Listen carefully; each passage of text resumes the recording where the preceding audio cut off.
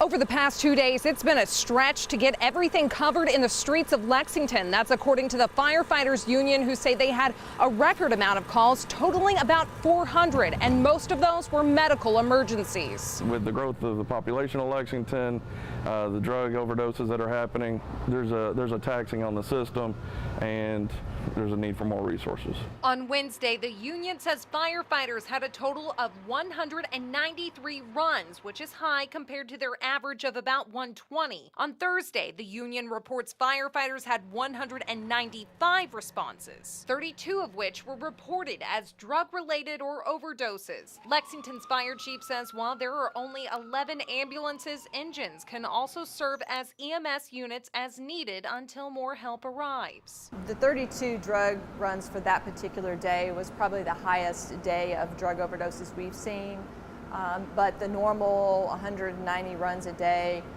is not totally abnormal for us for this time of year. And some relief is on the way. The city says they've allocated money for a new ambulance for the department. However, the union says that unit won't be in operation until about a year from now. Covering the news in Lexington from the LEX 18 Mobile Newsroom. Back to you.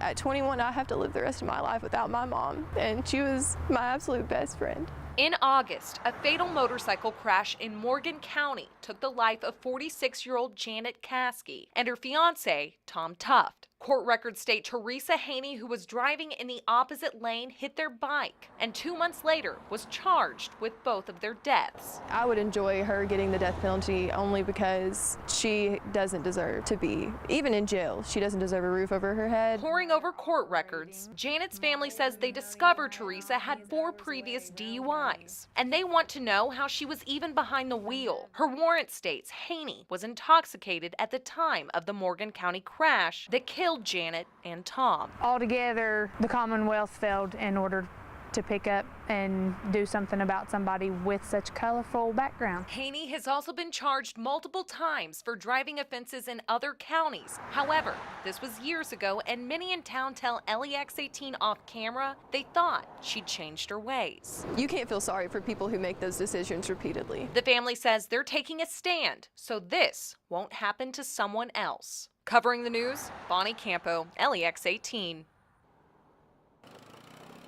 What was possibly overlooked before might have a chance to be spotted now that 2 retired troopers have been added to the investigation of multiple murder cases here in Nelson County. Families of the victims say they're still looking for tips and will do whatever it takes to find answers. I'm hoping with the new detectives that maybe they'll find something new. Troopers will be looking into the cases of Bardstown police officer Jason Ellis, who was murdered following an ambush on the off-ramp of the Bluegrass Parkway in May of 2013. Then the case of Kathy Netherland and her daughter Samantha. They were found murdered in their Bardstown home in April of 2014. Next, Sherry Ballard's daughter, Crystal Rogers, who disappeared in July of 2015 and to date has not been found. Then finally, Sherry's husband, Crystal's father, Tommy Ballard, gunned down while hunting on family property this past November. Sherry's opinion, some of these crimes might have led to others. I do think